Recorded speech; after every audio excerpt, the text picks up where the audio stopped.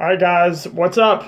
David once again, Thrash Till Death 555. Alright, this is it guys. This is the final video, my top 5 of 2019. Probably gonna spend quite a bit of time talking about the albums on this one, considering that they are my absolute 5 favorites for this year. So if you guys are ready, let's go ahead and get it started.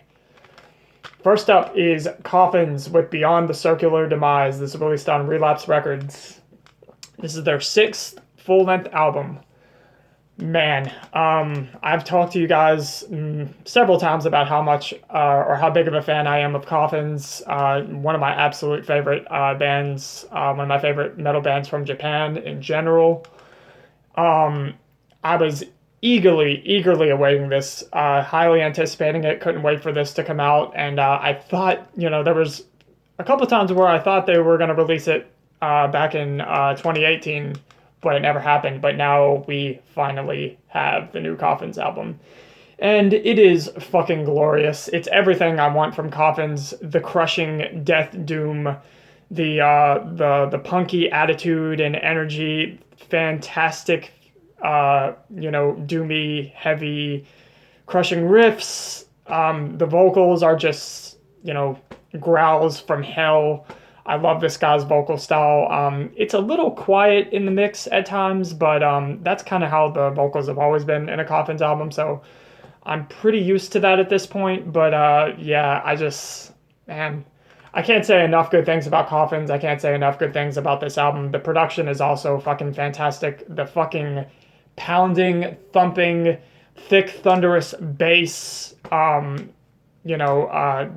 as I've stated before, reminds me so much of Celtic Frost's Martin Eric Ain. I really feel like that's a huge influence on the bass for this band. But there's not a single bad track on here. Terminate by Own Prophecy, Forgotten Cemetery being my favorite track on here, having the best riffs, having just really cool tempo changes, and there's just, there's a lot of just great transitions and just awesome writing. I'm kind of at a loss for words. This is just so fucking good. I love this album. I love Coffins. I love that fucking album artwork. I apologize if a glare is getting in the way, but I'm trying to show it best I can. Yeah, this is a band where I absolutely look forward to every single release they put out. I would love to go see this band live. I really hope they can get a US tour together. That would be great. I know they've toured the US before, but they don't do it very often. But I would love to go see this band someday. Yeah, Coffins, Beyond the Circular Demise.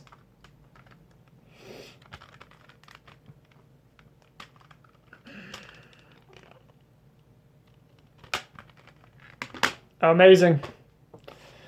Next up, Two Mold with Planetary Clairvoyance, released by 20 Buck Spin. This is their 3rd full length. So, after Manner of Infinite Forms took the metal world by storm last year, they didn't waste any time giving us a brand new album this year, which was just extremely surprising. The pace that these guys have been putting out music has just been absolutely insane. A very hard-working band. Two Mold, death metal from Canada.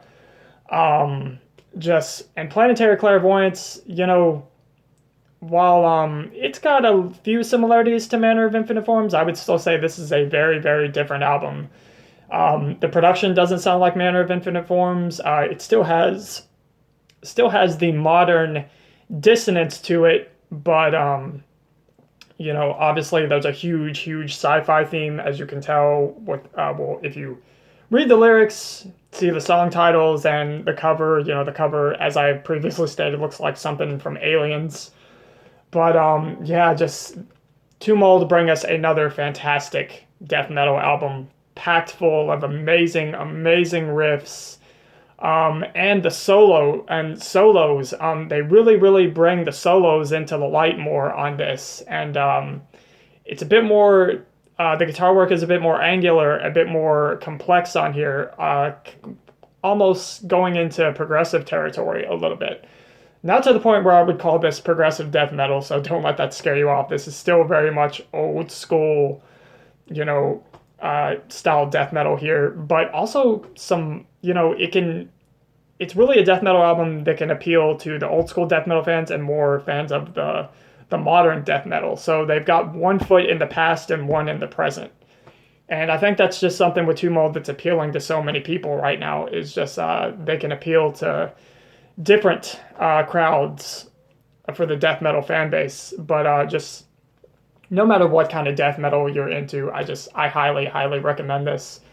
Everybody's talking about it. Everybody's buying it. It's on pretty much everybody's year-end list this year, and for good reason, and that's why it's on mine as well, because Tumult fucking rules. This album rules. I want to go see this band live. I still haven't got to go see them yet. Yeah, man, Tumult. Like I said, packed full of great riffs. Love the solos that are on this. Some of my favorite tracks on here. I love the opening track, "Beg for Life."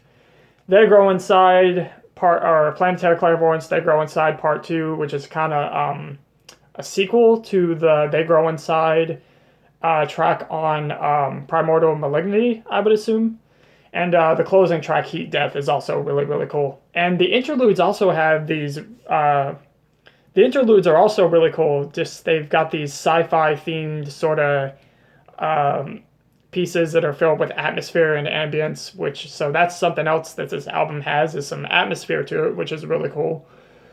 But yeah, I'm running out of things to say already. There's really not a whole lot I can say about this album that hasn't already been said, honestly. Everybody loves Tumult, and, for good reason.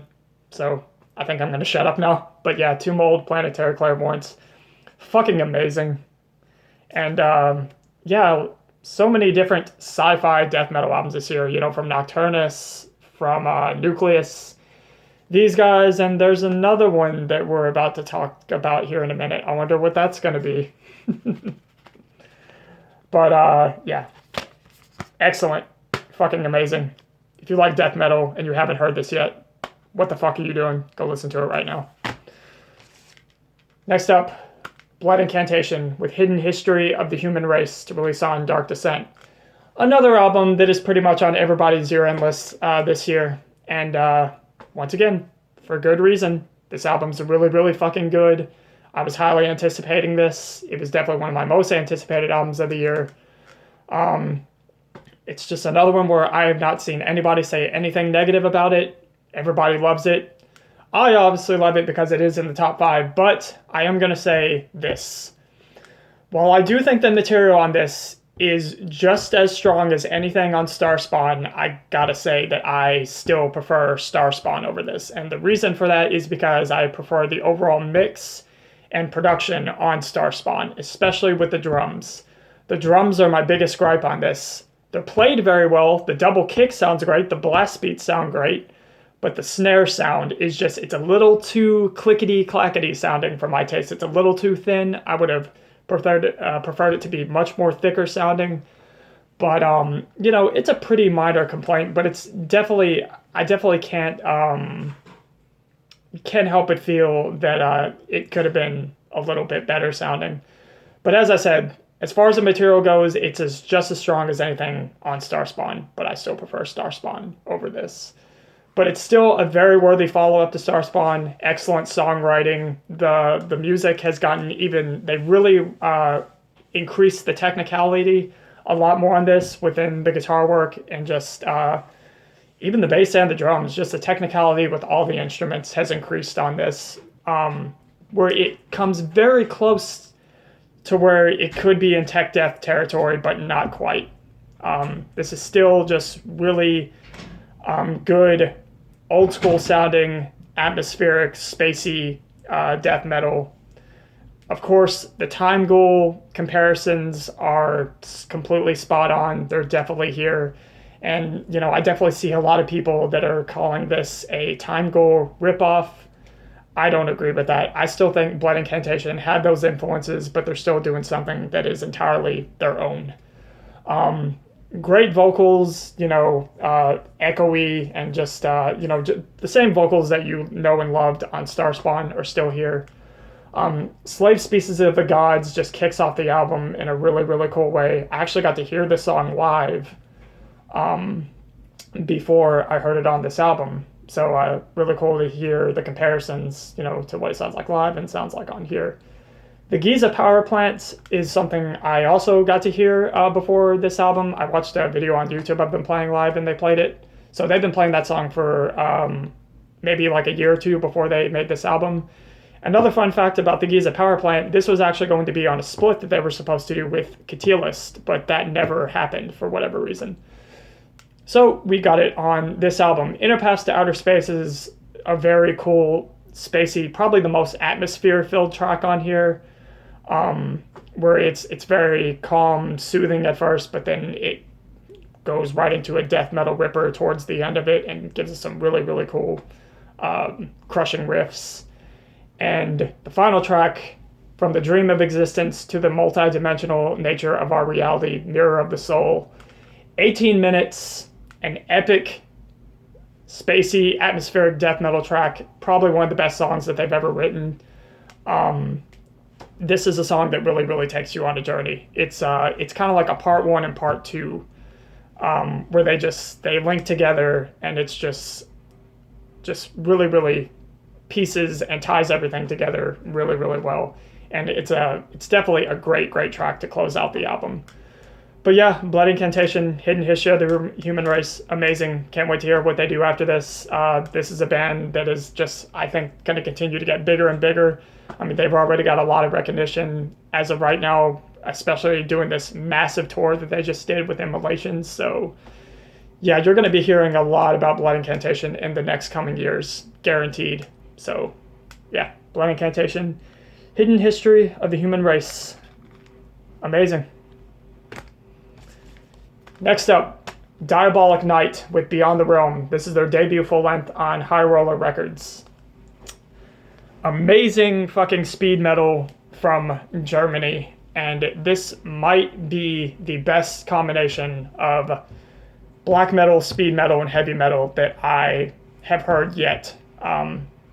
Which are big words. That's saying a lot because I love Midnight, I love Hellripper, and I love Bewitcher. And I think the Bewitcher album might be a little more sing-along, a little more catchy than this album, but man, the riffs on this. Just riffs. Riff after riff after riff. Fucking amazing. Blazing fast, heavy. The production on this is fantastic. The bass really stands out, which is really cool. Great, organic, old-school sounding drumming. And they have quite a few surprises for you on this album. The first several tracks, you think it kind of just tends to be your, typical black speed metal album.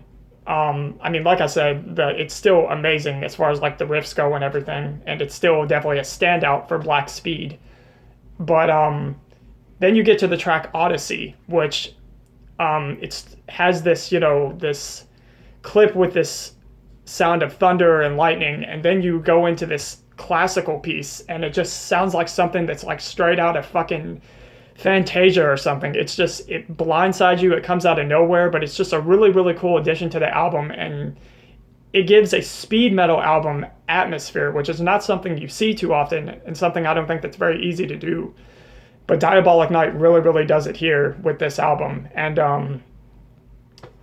I love the classical pieces that are on this album. It's just such a really cool addition. It's just something you don't hear too often or at all within this kind of music. But like I said, fantastic arrangements, production, great riffs. The vocals are pretty much your typical, what you would expect of the black speed metal variety. I think his voice actually sounds a lot like what Joel Grind does with Toxic Holocaust. At least that's what it sounds like to me. But just kick-ass speed metal from Germany. I can't wait to hear what this band does next. You guys have probably ever heard Wyatt praising the hell out of this. He has it as his album of the year. And, this came very close to probably being the best speed metal album that I heard this year. But, Diabolic Night, Beyond the Realm.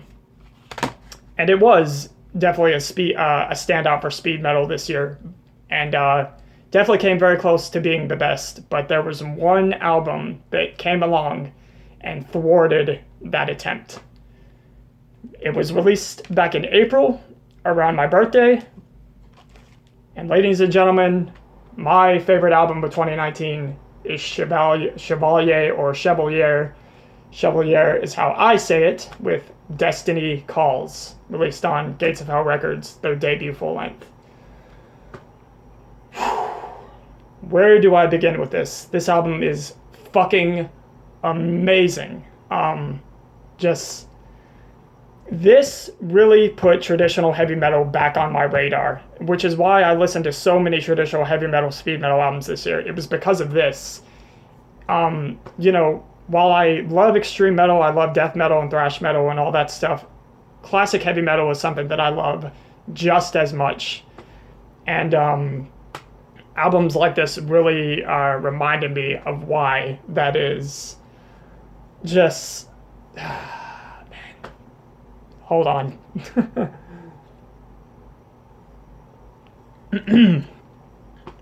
This is just amazing from beginning to end. And you have a lot of traditional heavy metal albums coming out right now that are really trying to throw back to that 80s old school sound. These guys take that to a whole new level. This really sounds like it was just teleported from the early 80s, straight up. It's got a very raw production, which is something that I'm usually not, that is not my preference.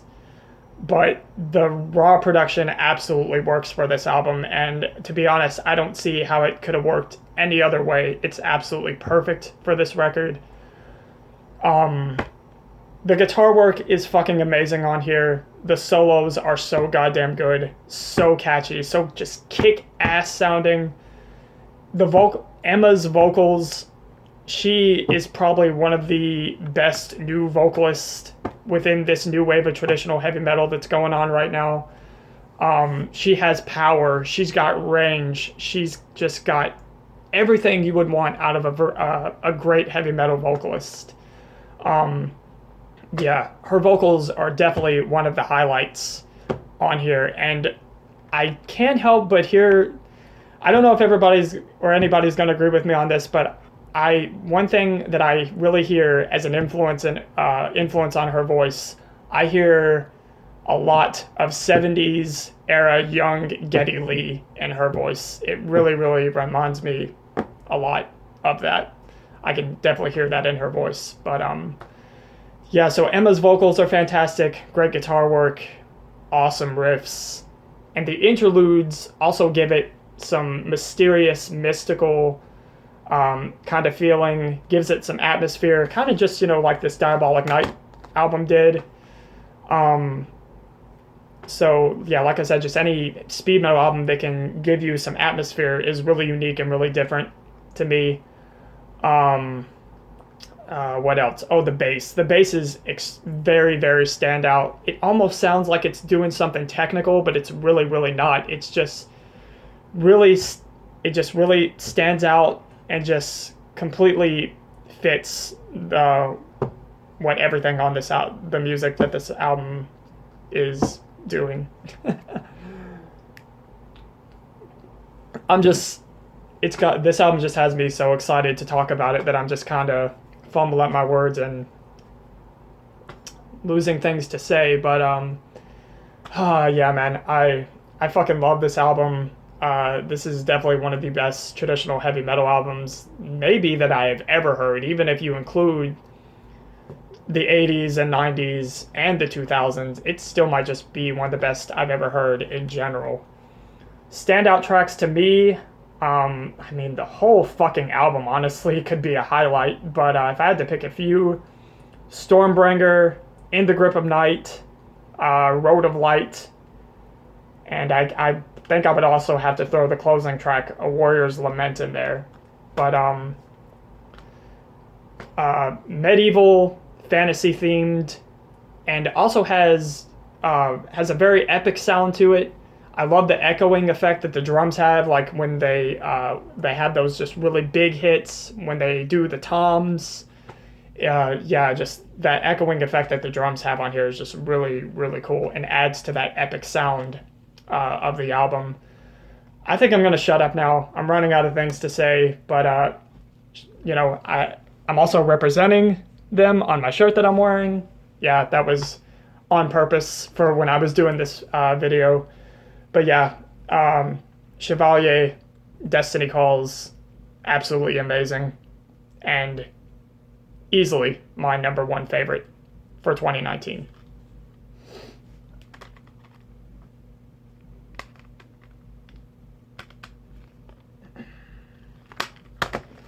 Alright guys, and that is going to wrap up my favorite albums for 2019. So I thank everybody that has stuck around for all 6 parts of this so far.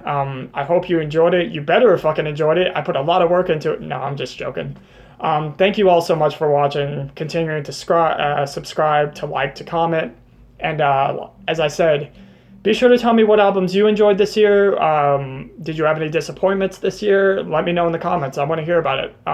So I will see you guys in 2020 with some more CD collection updates. And maybe I'll even start to do, some more stuff, like talk about some more topics like video games and horror movies and anime, other stuff that I want to do on this channel other than just music.